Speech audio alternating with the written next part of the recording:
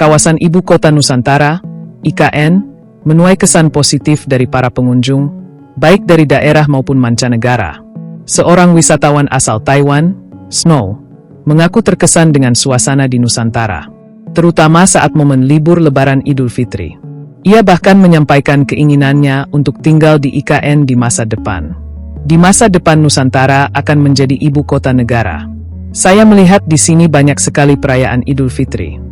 Saya ingin sekali pindah ke sini ketika Nusantara sudah benar-benar menjadi ibu kota negara, kata Snow, Kamis, 26 Maret 2026. Kesan positif juga datang dari pengunjung asal Banjarmasin saat berkunjung ke IKN. Florencia, ia mengungkapkan kekagumannya terhadap konsep pembangunan ramah lingkungan di Nusantara. Menurutnya, kawasan IKN menghadirkan suasana yang berbeda dibandingkan kota-kota lain di Kalimantan. Ketika masuk ke IKN, saya sangat kagum karena bangunannya green building semua. Rasanya seperti tidak lagi berada di Kalimantan karena sangat eco-friendly. Semoga IKN terus berkembang dan tidak kalah dengan kota-kota di Pulau Jawa, ulas Florencia. Sebagai informasi, Otorita IKN menghadirkan Nusantara sebagai ruang publik yang inklusif dan edukatif bagi seluruh lapisan masyarakat sepanjang libur Lebaran.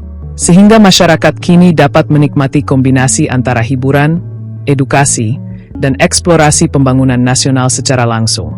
Di sepanjang plaza seremoni kawasan pusat pemerintahan, pengunjung dapat menikmati berbagai pilihan kuliner. Mulai dari restoran, kafe, minimarket, hingga tenda dan kedai UMKM yang menyajikan aneka penganan ringan, makanan, dan minuman. Nusantara Park juga menghadirkan panggung hiburan yang menampilkan pertunjukan musik dan tarian yang berlangsung sepanjang sore hingga petang hari. Sementara itu, aspek edukatif menjadi daya tarik di Gedung Sentra Masa IKN melalui Nusantara Information Center atau Pusat Informasi Nusantara.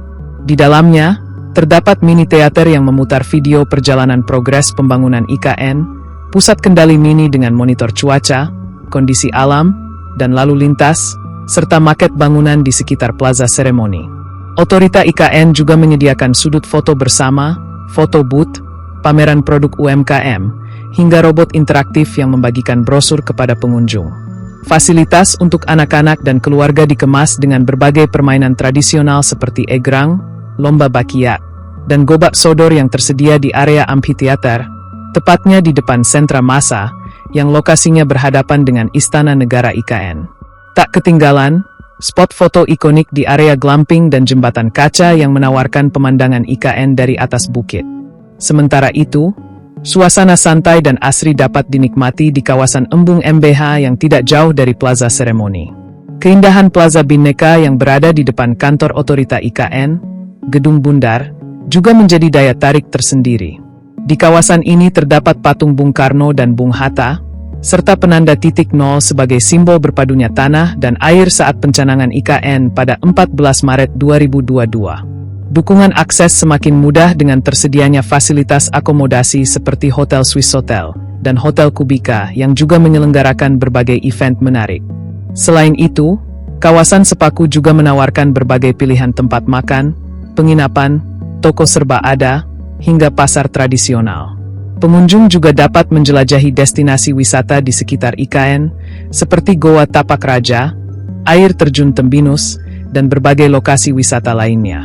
Sebagai salah satu ikon utama, pengunjung tidak boleh melewatkan kesempatan untuk berfoto di pilar Istana Negara IKN dengan ketentuan mengenakan sepatu, berpakaian tertutup, dan hanya diperbolehkan hingga pukul 17 WITA.